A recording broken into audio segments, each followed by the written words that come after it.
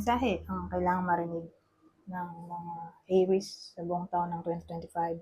Pwedeng mangyayari na to o mangyayari pa lang. Kung hindi man para sa inyo itong magiging reading, di baka para sa someone na malapit sa inyo o sa someone na kakilala nyo mismo. Baka may lumabas na gender mamaya, gawin nyo na lang energy, masculine at feminine energy.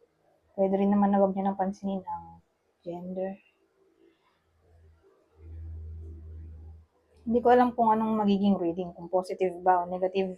Depende sa kung anong mapipick up kong energy.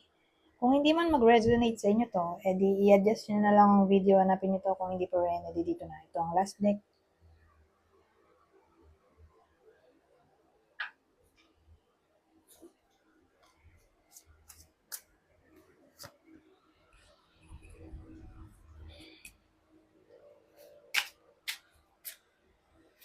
So, sa buong taon ng 2025,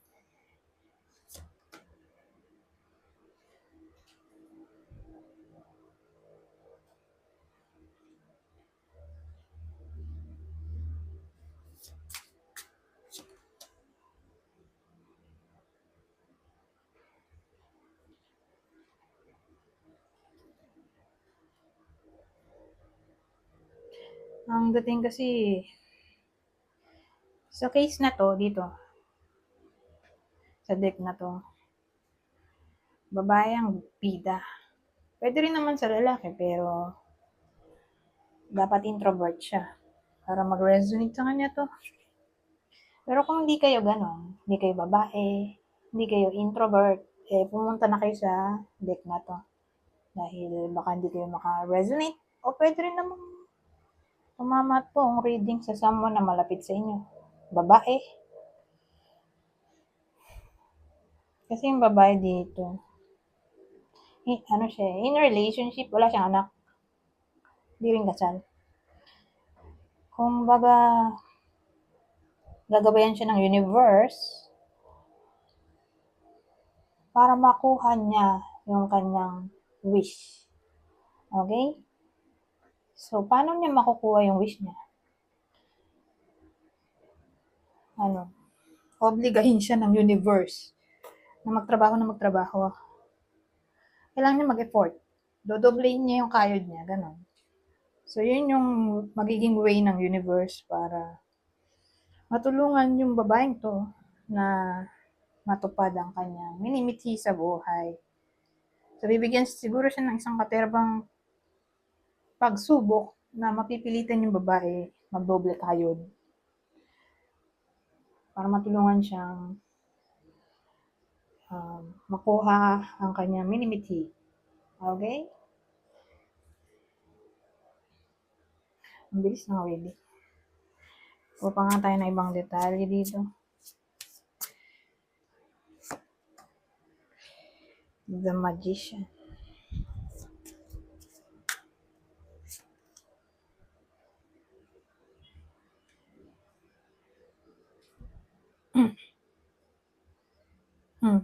So, sa case na to, whether babae o lalaki yung bida, ang dating sa akin,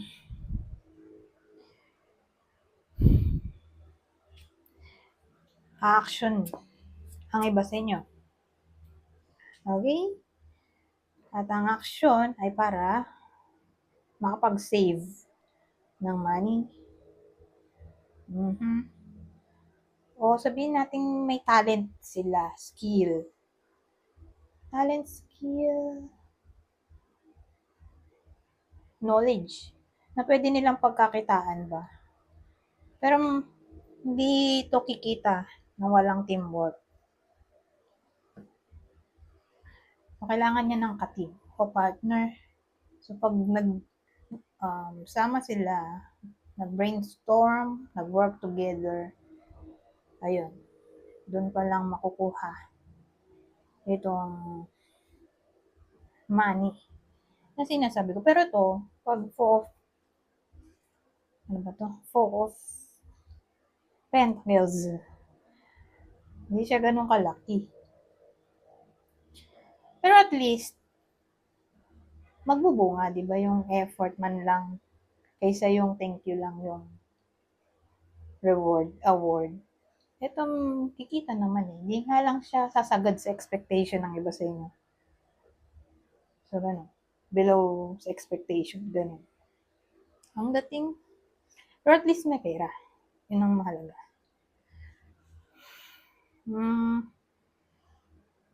Ano pa bang maiisip sa combination na to? Siguro punta na tayo dito. Sa susunod na deck. Ano pang masasabi nito? May baliktad. Hindi ako nagbabasa ng baliktad unless may kodigo.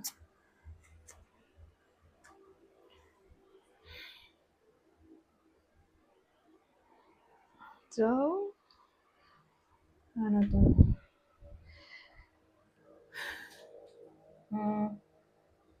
Ang dating sa akin, whether kayo to o someone na malapit sa inyo. Mukhang magpapa-consult sa someone na professional sa kanyang trabaho.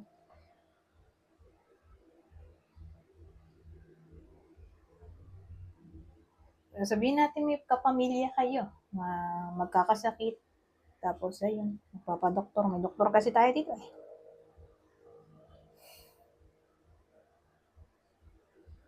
So kung di yung doktor, sabihin natin professional nga. Someone na professional. Lawyer, anyone na may lisensya o literal na expert sa ginagawa. Kung wala man lisensya matagal niya nang ginagawa yung trabaho niya. So, kaya expert na siya. So, sabihin natin ganito. Kakaroon ng problema yung iba sa inyo sa marriage na makakatulong ang counselor, ganun, para ma-survive pa yung relasyon. Ganun, mga ganun case. So, sabihin natin,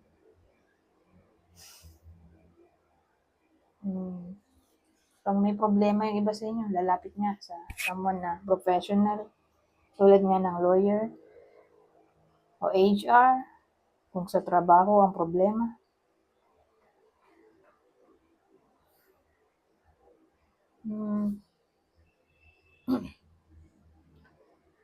So, ano pang nabubuo ko dito? Pero expect na rin natin na may mapapa-hospital na malapit sa inyo. Kung di man kayo to someone nga na malapit sa inyo.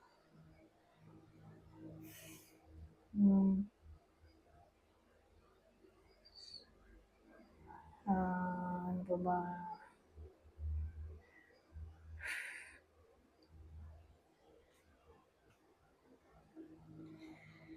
O, pwede rin ganito. Halimbawa, napalayo yung iba sa inyo sa pamilya nila, tapos nag-away sila nung kapamilya, karelasyon, kamag-anak, na para bang may iba sa inyo na uuwi para lang ayusin yung gulo.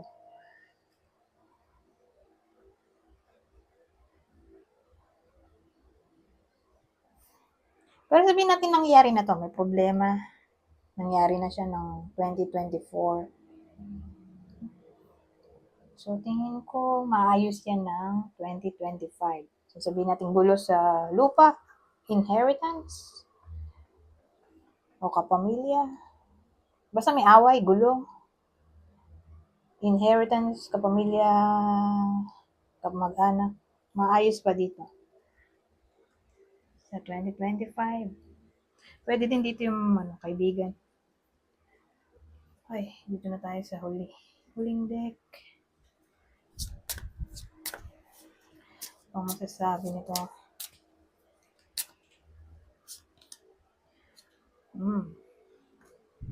Make a wish. This is a magical moment. Make a wish and enjoy its manifestations. Sa madaling salita, encourage na mag-wish yung iba sa inyo. Sa 2025. Mhm. O who knows? Who knows? Baka pwede rin naman mag-wish na ng 2024. At yung manifestation niyan ay sa 2025. Mhm. So, sa madaling salita, wala namang masama mag-wish eh, di ba? So, as long as wala namang magiging cause na harm sa ibang tao, edi go. So, gawin na natin yan, 2024 o sa mismo 2025. Kasi malaki nga ang chance ng manifestation dito. Watch your thoughts.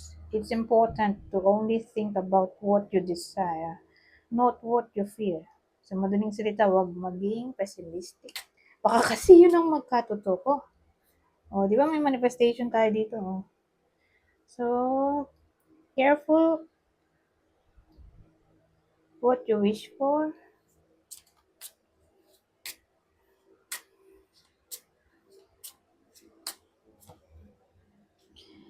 Wow, waves of prosperity, new abundance, and exciting opportunities. Wash over you now. Sa madaling salita, asahan natin to. Itong prosperity at abundance in all forms na. So, pag sinabi mong ganyan, blessing. Mhm. Kung ano man yung gusto nyong mangyari, sa bagay, hindi naman yung sabi dito. Di ba? Kung ano man ang gusto nyong mangyari, o wish, magkakatotoo, kaya siguro ito. May waves of prosperity.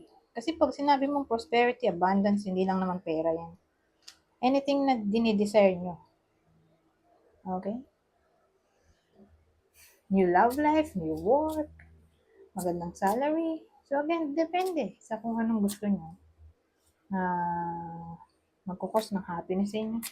Pero again, be careful sa kung ano man ang gusto nyong mangyari. Kasi nga, mukhang magkakatotoo talaga siya. Oh. Watch out sa takbo ng isip ng iba sa inyo kasi nga, baka ma-manifest ng iba sa inyo yung parang evil doings.